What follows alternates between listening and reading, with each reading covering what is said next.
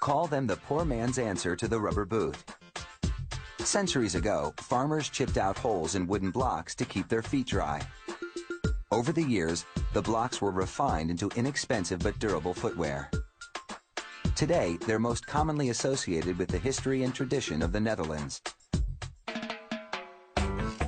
How they're made remains as basic as the shoe itself. Most wooden shoes are crafted from poplar, a wood that's easy to carve and generally free of knots, so the wearer won't encounter any splinters.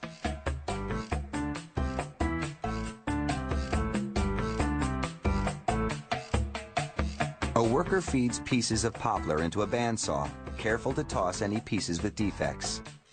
The blade slices the wood into blocks called blanks.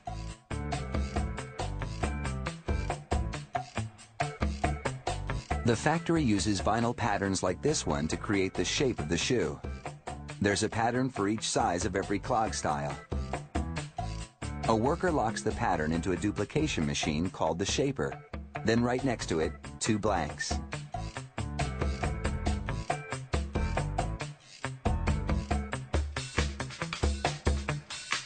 As this tracer moves over the shape of the pattern, the wheel on the left copies its movements exactly.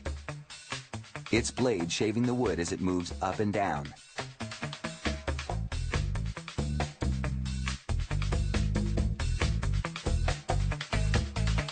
There's only one pattern loaded, yet the machine carves out a pair of shoes. That's because the wheel on the far left spins in the opposite direction. So as the blade saws away, it's creating 2 mirror image copies. That allows the machine to carve out both a right and a left shoe simultaneously.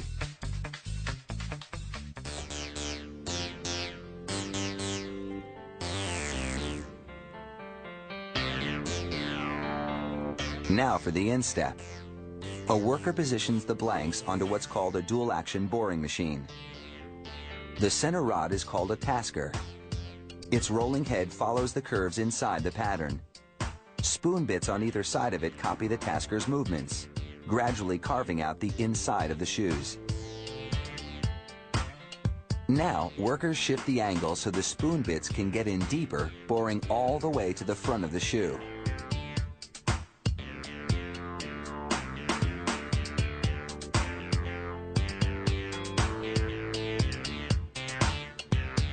All that carving makes for a lot of wood chips.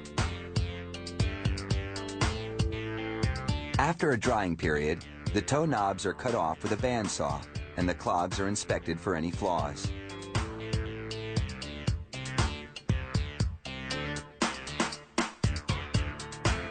A disc sander grinds down the knob on the heel and refines the shape of the toe. The shoemaker uses a barrel sander to smooth out the opening. Then they switch to a balloon sander. This sander has an air-filled sack inside it that flexes to the shape of the shoe. Now for the final step. An artist lays carbon paper on the shoe and a pattern on top of that. Then she traces the pattern.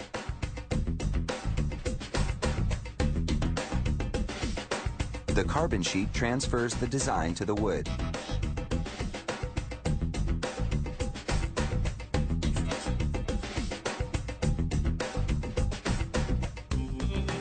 Now she goes over the design with a wood burner. She changes tips and varies the temperature according to the size and depth of the line she's burning. This design commemorates Holland. Holland, Michigan, that is.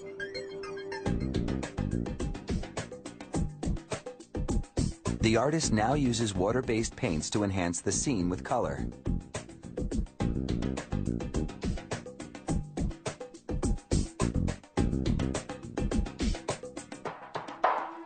She applies 3 coats of a water-based varnish to preserve the artwork and help keep the shoes clean.